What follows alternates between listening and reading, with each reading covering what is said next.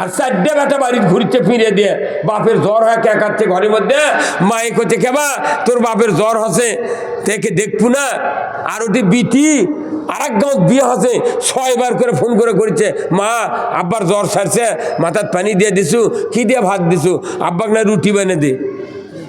6 বার করে বিটিয়ে কয়। আর যারপর ভেউ লেগেতেছে এরা করছে মা আব্বার ক্যাঙ্কা করছে বা জ্বরে ক্যাঙ্কাচ্ছে তোরা কেমন আসিস না দেখিস না। তখন ওই বেটা করছে কি পীরের থেকে দুয়ারে ভুলকি দিয়েছে লাকত কাপড় দিয়ে দিয়ে করছে আব্বা ক্যাঙ্কা কি করছে করছে আব্বা ক্যাঙ্কা দেখি তুই বাড়ি করে দিচ্ছ আর ওই তিলের কিনে পালসার গাড়িটা মাস্তানি দিচ্ছ তোর কব্বরের কাছে যাবি বরে ভলন দিবি জুড়ে ভলন দিব। আর যে মিয়া তোমার জন্য চোখের পানি ছেড়ে দেয় 6 বার করে ফোন করে কয় মা আব্বা কেনা রুটি বানিয়ে দে সেই বিটিক ফাঁকি দিয়ে মোটটা হয়ে ব্যাটাক দিচ্ছেন বাটাম ফাটাবি এই কথা কোন টাকা 50 বছর বয়স হয়ে গেছে বিয়ে করে বিটিক কত স্বামী এ লে রে সোলপুর লেখাপড়া করছে না ওই নয়নজলি বেশি রে এখন ভালোই দাম আছে বেশি করছে না বাপ বাচ্চা যতদিন আছে কালি ভরা মনে হাত এই কথা কি 25 বছর পর এই মাঝিরের নয়নজলি 3 লাখ টাকা শতক লেগেছে 3 লাখ টাকা শতক তার 8.5 শতকের দাম কত হচ্ছে 25.5 লাখ। এখন বড় বেটা আছে আব্বাক ডাক দিছে দিয়ে করছে আব্বা এগুলো তোমার কাম কি কাম পাতার মধ্যে জমি দিলে তাও 3 লাখ টাকা বিঘে 5 বিঘের দাম হলো 15 লাখ আর এটি 8.5 শতক ওই 25.5 লাখ টাকা পাচ্ছে ও ভেউ দেয় ভালো হয়েছিল আব্বা এটা তো আমরা 4টে ভাই দোকান করে খানো হয়নি তোর বাপে কোথায় বদমাস তুই তো এই বুদ্ধি দিয়েছিল কথা এই বাপের যারা বড় বেটা এরা বুনো ভেউ দিবেরই চায় না কথা কথা এই সবার দিনে তাও বুনক দাওয়াত দেয় না কারণ বুন আসলে বিয়ের কথা কবি সেদিন অকবার বুনক সম্পত্তি না দিয়া বিটিক সম্পত্তি না দিয়া তুই 12 বার চুমা দিয়া লাভ হবে না পাথর গিলা খেলেও লাভ হবে না। আল্লাহ রাসূল বলছেন মান কাতা মেরা সাহু কাতা আল্লাহ আব্দি যে ব্যক্তি অংশীদারিত্ব থেকে কাউকে সার দেয় বাদ দেয় কাট দেয় আল্লাহ তাক বান্দার তালিকার থেকে নাম কেটে দেয় ধরে কোন ঠিক কিনা। এই দুনিয়ার জীবন শেষ হয়ে যাবে কবরে গেলে এগুলোর হিসাব হবে বান্দা তুমি কি কি অন্যায় করে এসেছো। সবচেয়ে বড় জুলুম হলো বান্দার হক নষ্ট করা। তোর গহনা দিন ফু রাইয়া যাবে তোর গহনা দিন ফু রাইয়া যাবে যৌবনে লাগবে মাটি ওই দেখা যায় ডাকিতেছে তোমায় কবরের মাটি। কি সন্ধ্যার আগে ডুববে রে বেলা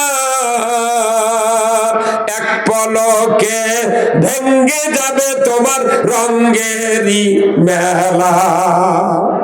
কথা ঠিক কিনা? মলি শেষ বিল্ডিং বাড়িঘর শেষ সন্ধ্যার আগে ডুববে রে বেলা এক পলকে ভেঙ্গে যাবে তোমার রঙেরই মেলা। কারে দিবা তুমি জোরে ধমক কারে দিবা তুমি জোরে ধমক কার মাথায় ভাঙবে লাঠি ওই দেখা যায় ডাকিতেছে তোমায় কবরের মাটি। এই কথা কোনটা ঠিক কোন না যে কয়দিন বাইচে আছে কি করো চিনিয়া কথা কলার ধোকা চিনিয়া কথা মরে গেলে পিঁপড়া মুখের মধ্যে ঢুকতি কথা কর সারা দেবন নামাজ নাই কালাম নেই কব্বরের মধ্যে শুয়ে দিচ্ছে হুজুর করছে এই দেখো তো মুখ খুলে দেখো তো কেবলার দিকে মুখ আছে নাকি তোর মুখ কাপুন খুলে দেখিছে না কেবলার দিকে আছে। আবার কোনো কোনো গ্রামে চালাক লোক আছে মানুষ যখন মরবে লাগে ওই দৌড় মারে ওই বাড়ি যা দেখে যাই মরিচ্ছে তাই কিংবা উপর মুখ তাকে আছে তখন এই চালাক মানুষটা করে কি, আর কাম হলো যে যাহা আজরাইল জান নিয়ে চলে যায় তখন এই কাল্লা এইভাবে ঘুরে পশ্চিম ঘুরে দিয়ে বালুতে ঠেসে ধরে থাকে। এই 5-7 মিনিটে যখন শক্ত হয়ে যায় তোর গায়ের মধ্যে সব খবর পায় চলে আসে, আচ্ছা আরে কি ভাগ্যবান লোক রে, কেবলের দিকে মরছে।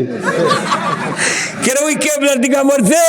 ওই আসলে উপর দিকে এই চালাক লোকটা কাল্লা ঘুরে দিয়ে ঠেকে ধরে আসছিল। সারা জীবন নামাজ নেই, ওই কবরের মধ্যে শুয়ে তুলছে কাজ করে পশ্চিম দিক করে। আরে পশ্চিম দিক করে তুই কাজ করে তুই শুয়ে তুল, সিমেন্ট দিয়ে রড দিয়ে ঢালাই দিলে ঢালাই উগরে পুব দিক হবি। আল্লাহ রসুল বলছেন মান তরাকা সলা ফালাইসা মিন্নি, যে ব্যক্তি নামাজ তরক করলো সে আমার দলভুক্ত নয়। দলের থেকে বহিষ্কার। বাংলাদেশে কত নামাজে বেশি না বেনামাজে বেশি? তাহলে সরকার যদি নামাজ কায়েম করলে হয়নি, এক ওয়াক্ত নামাজ কাজা করলে ফেতরা পরিমাণ 70 টাকা জরিমানা, এক ওয়াক্তের জন্য 2.5 ঘন্টা হাজুত, বেতের সহ 6 ওয়াক্ত 420 টাকা জরিমানা, 24 ঘন্টার মধ্যে 15 ঘন্টা হাজুত খাটা লাগবে।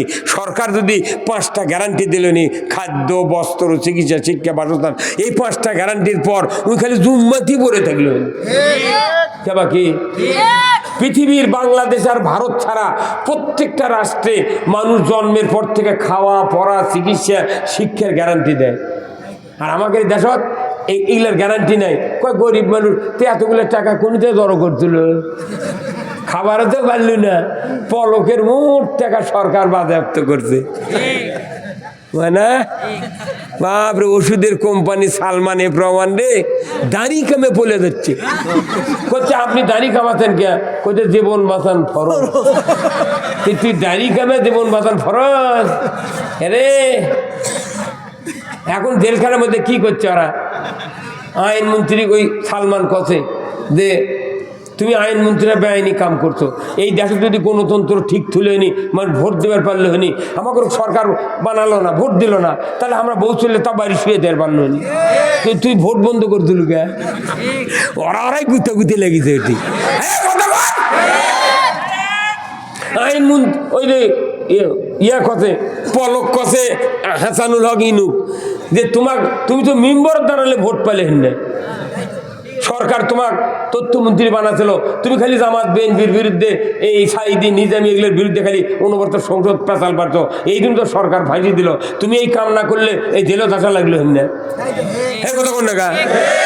এখন যা বুঝতে পারিচ্ছে এগুলা, এই ঘাসিরা যদি 2 গ্রুপ মারামারি হয়, এক গ্রুপের 2 ভাই আর এক গ্রুপের 4 ভাই, মানে 4 ভাইয়ের একজন দৌড়ে আসে 2 ভাইয়ের একজন আর মাথার বাড়ি মারছে, মরে গেছে, এই 4 ভাই জেলে দুটে গেছে।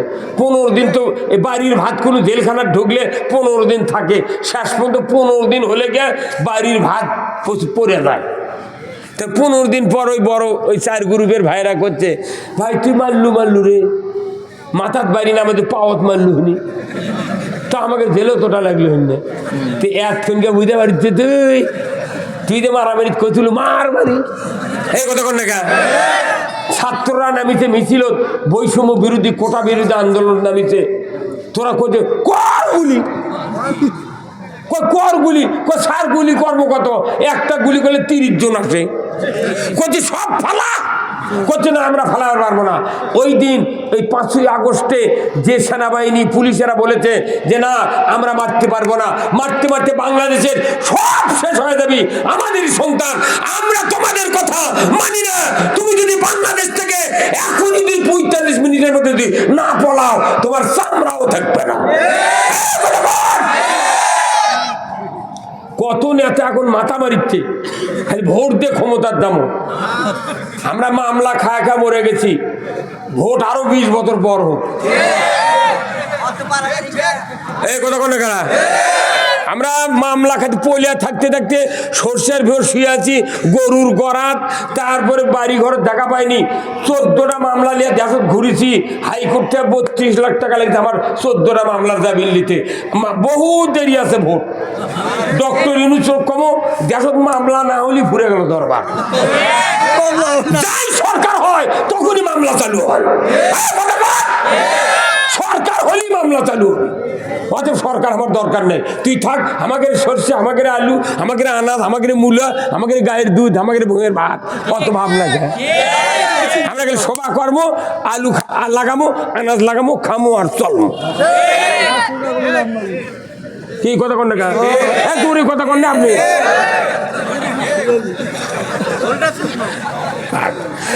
আপনি এই যে কথা করে বলে গেলাম সরকার হলি মামলা, সরকার হলি মামলা, কারণ ন্যায় বিচার নেই তো। আমিও যদি সরকার হই, আমিও মামলা দিয়ে আমার ক্ষমতা টিকানোর জন্য ওই গুরুভোগ আটকে থা লিখবি। কথা কন না কেন? বরঞ্চ আমাদের উচিত হবে এই দেশে শান্তি কায়েম করা। যত দল আছে বাংলাদেশে রাজনৈতিক, সবাই মিলে আমরা এই দেশে ইসলাম কায়েম করলে সবাই জান্নাতে যাবেন। কথা ঠিক কিনা? ইমানদার আল্লাহর দেওয়া ইসলাম কায়েম করবে, জান্নাতে যাবেন। এটা আল্লাহর কথা। আল্লাহ কোরআনে বলছেন আনাকিমুদ্দিন ওয়ালা তাতাবাররাকু ফিহি, তোমরা দিন কায়েম করো, আল্লাহর দেওয়া জীবন ব্যবস্থা কায়েম করো, আমি তোমাদেরকে মুসলমান হয়ে মৃত্যুবরণ করার সুযোগ করে দেব। আল্লাহ বলছে মুসলমান হয়ে তোমরা বড়, ইসলাম বিজয় না হলে মুসলমান হওয়া যায় না। আমি বক্তা হয়ে কি করবো? বাংলাদেশে মেলা বক্তা আছে, তারকে বেটারা বেনামাজি। এমনও বক্তা আছে তার বেটা গাঁজা খায়, এমনও ইমাম আছে তার বেটারা নামাজ পড়ে না। এই কথা কোন গান? তাহলে এইভাবে দেশ চললে তাহলে আমরা তাহলে এই কোরআন আছে লাভ কি? কোরআনের একটা আইন কায়েম হলে, নামাজের আইন কায়েম হলে বাংলাদেশি ইমানদাররা নামাজি হয়ে যাবি। আপনার খাদ্য বস্ত্র সরকার দিবি, আপনার টেনশন কিসের? এগুলো যদি দেখে চুরি করবি? হ্যাঁ, এই দেশে চুরি হয় না? এই চুরি কখন বন্ধ হবি? যখন এই 5টা গ্যারান্টি দিবে। এই 5টা গ্যারান্টি আল্লাহ কোরআনে নাজিল করছেন যে এই 5টা গ্যারান্টি সরকারকে জনগণকে দিতে হবে। সরকারের খাওয়া পড়া, চিকিৎসা, বাসস্থান, বস্ত্রের গ্যারান্টি পাবি। মানুষ খালি তসবি ঢেলবি। যে পুলিশ দিয়া মানুষ পিটান হতে, এখন পুলিশ দুম্বাই 2 দিন করে দেওয়া হবে। ওরা লিবাম না শুয়ে থাকবি, মুয়াজ্জিন আজান দিবি, একজন ঘাসিরের উত্তর মোড়ে যাবি, আর একজন যাবি দক্ষিণ মোড়ে, হুইসেল বাজাবি। কেউ আছো নাকি বাড়িতে রে? তুই খাবার সরকার দিচ্ছে, তুই নামাজ পড়বো না কে বাবা? তুই যদি নামাজ না পড়িস তাহলে তুই আয় আমার সাথে, চ জেলখানার চ। ইমাম আবু হানিফা রহমতুল্লাহ বলছেন যদি কেউ 10 বছরের পরে নামাজ না পড়তে অস্বীকার করে, নামাজ পড়তে যদি অস্বীকার করে, তাহলে তাকে 60 দিনের জন্য জেলখানার ছানটাপ করো। ইমাম আবু হানিফা বলছে 60 দিনের মধ্যে তৌবা করে নামাজ পড়বে না, যদি না চায় তাহলে তাকে 32 বছর জেল লাগাও। ইমাম আবু হানিফা কথা এমনি বুক ফুলে কয় আমরা হানাফি। তুই হানাফিতে তোর বেটা নামাজ পড়ে না গা? হানাফির ইমামের তুই অনুসারী, তুই ইমাম কথা দিয়ে 60 দিনও জেলত তোর বেটাক 10 বছর বয়সের থেকে 60 দিনে যদি ওই নামাজ পড়ার অঙ্গীকার না করে 32 বছর জেল লাগা। কতক্ষণ? আজকে বাড়ি বাড়ি গায়ে গায়ে খালি বেনামাজির গ্যারেজ। আর আমরা যারা হুজুর আছি, হয়তো একটা মাদ্রাসার চাকরি করছি, ওই তফাৎ যা বৌচল আছে এই গাঁৱত, আর এক গাঁৱত যা মাদ্রাসার চাকরি করছি, ওই যা মানুষের বেটাকে ভালো বানাচ্ছে, আর ওই হুজুর কেড়ে বেটা শয়তান পকেটে দিলে ঘুরছে। কে কে না, অনুরোধ করছি, অনুরোধ। এই পৃথিবীর শান্তি হওয়ার একমাত্র কাজ হলো আল্লাহর আইন। আল্লাহর আইন যদি না মানেন, আপনি তো আল্লাহর বান্দা নয়। বাপের কথা শোনেন না, আপনি বাপের বেটা হতে পারেন না। এখন আমাদের দেশত হচ্ছে কি, এই যে আমরা জিকির করি না ভাই, আল্লাহ আল্লাহ জিকির করি না। আপনার এই ভাইয়ের একটা বেটা আছে, নাম কি আপনার বেটার? জাহিরুল ইসলাম তোহা। দুই কি নাম? জাহিরুল ইসলাম তোহা। এখন ওই বেটা কাছে বাবা আমি তো যাচ্ছি হচ্ছে সিরাজগঞ্জে, তো তুমি আর 5 কাঠা জমি আছে বাড়ির পূবে, ওটা কাটতে ছুটে মানুষ কাটে পিঠে তুমি আর ওই দুবলে গাড়ি হাটত আসো ধান নিয়ে। আমি ওই সিরাজগঞ্জ থেকে আসে আমি ধান বেচে হাট কর্ম, জামাই হচ্ছে বাড়ির পকেটের টাকা নেই। এখন এই কথা কয়ে হুজুর চলে গেছে সিরাজগঞ্জ। বেটা সকালবেলা উঠে ওযু করে ঘরের দরজা দিয়ে ঘরের মধ্যে বসতে করছে, বাবা একটা ছুটে মানুষ লিয়া ওই জমির ধান কাটা পিঠে দুবলে গাড়ি হাটত নিয়ে আসবো, আমি সিরাজগঞ্জে এসে বেচে হাট করো, পকেটের টাকা নেই, জামাই হচ্ছে বাড়ি। বাপে যা কয়েক আছে ওই বেটা ঘরের মধ্যে তাই করছে, ওই ছুটে মানুষ লেয়নি, ধানও কাটেনি, হাটও তো লিয়ে দেয়নি। এখন বাপি আছে খুঁজিচ্ছে গায়ের মেয়ে করতে কেবা এ তরিকুল আমার বেটাক দেখেছ করছে না কোথায় বা ধান আনার কথা ঘুরে ঘুরে হয়রান হয় বাড়িতে চাইছে ওই মেয়ে মানুষের উপরই তো খালি গরম আমাকে রে বাড়ির বইয়ের সাথে ঝগড়া লেগেছে জুম্মার নামাজ পড়বে না মুয়াজ্জিনের সাথে ঘুরে লেগেছে এই বাংলাদেশে আমি 47 বছর ইমামতি করি যে মুক্তাদি বা যে মোতাল্লি হোক ওই বইয়ের সাথে গন্ডগোল করে আসে শুক্রবারে ইমামের উপর আগ ধারে তুই গন্ডগোল করছো টিয়ে টিয়ে তুই খেবার তুই এখন এই হুজুর বাড়িতে এসে খুব খেপা তোহার মায়ের উপর হ্যাঁ কেরে এক কচি ধান কাটে পিটে নিয়ে যায় দুবলেগের হাটত ই কোনটিরা হয়তো ওই যে দেখেন ওই যে কি কয়ে গেছেন ওই সকাল থেকে ঘরের দরজা আটকে দিয়ে ওই খালি ওগুলাই করছে আমি কিছু বুঝতে পারিনি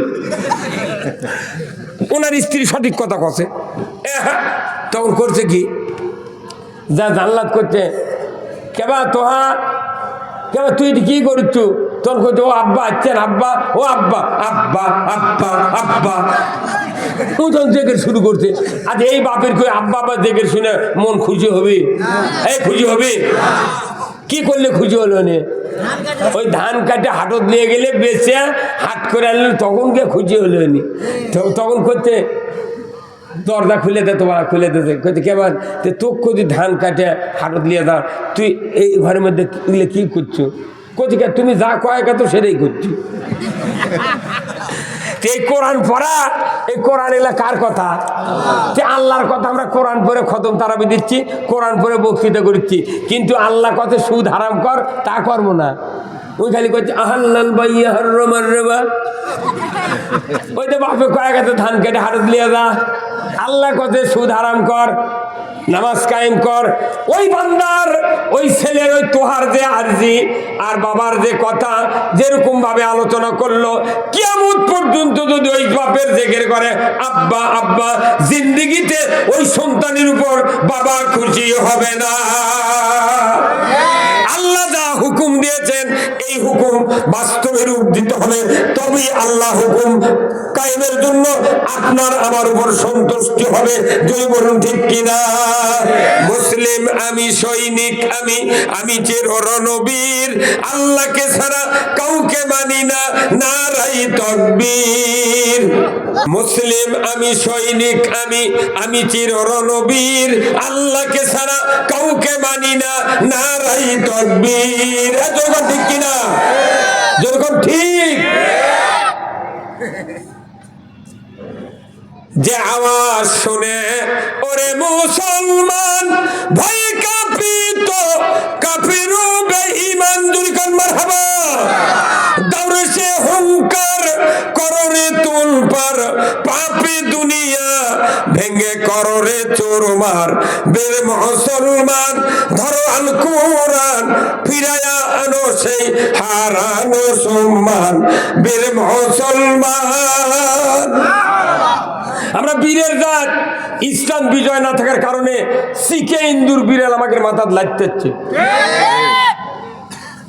ইমানদার মুসলমান মানুষ আল্লাহর বিধান মানতে হবে ফরজে আইন রোজা যেরকম ফরজ তার চেয়ে বেশি ফরজ হলো ইসলাম বিজয় করা নামাজ যেরকম ফরজ তার চেয়ে বেশি ফরজ হলো ইসলাম বিজয় করা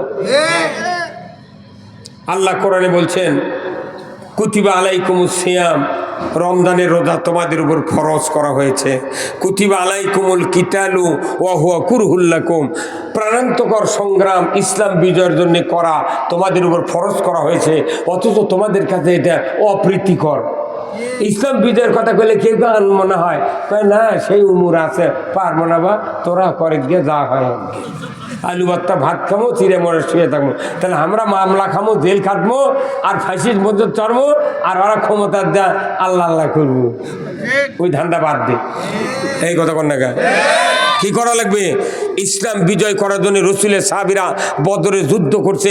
17ই রমজানের দিনে রোজা ছেড়ে দিতে বলছেন আল্লাহ, রোজা ছেড়ে দাও, যুদ্ধ করো। বদর ওহুদের যুদ্ধে হযরত হানজালা ফরজ গোসল করেনি, নামাজ পড়েনি, যুদ্ধের ময়দানে শহীদ হয়ে গেছে। চতুর্থ আসমানে হাউজে কাউসারের পানি দিয়া হযরত হানজালাকে গোসল করা দিয়েছে আল্লাহ ফেরেশতা দিয়া। আল্লাহু আকবার। তাহলে গোসলের চেয়ে নামাজের চেয়ে ফরজ আল্লাহর আইনের কায়েমের যুদ্ধ করা, রোজার চেয়ে ফরজ আল্লাহর আইন কায়েমের যুদ্ধ করা। আমাদের তো যুদ্ধ নেই, খালি আনা ভোট সেন্টারে যা পান্তা খায়, খালি আনা খাওয়ামো কথা কনে গে। আপনার ইমানদার আর ইমানদারের ইমান পরীক্ষা হবে আগামী দিনে এই দেশে। যদি আমরা এইবার যদি ভুল করি, কারো পিঠের চামড়া থাকবে না।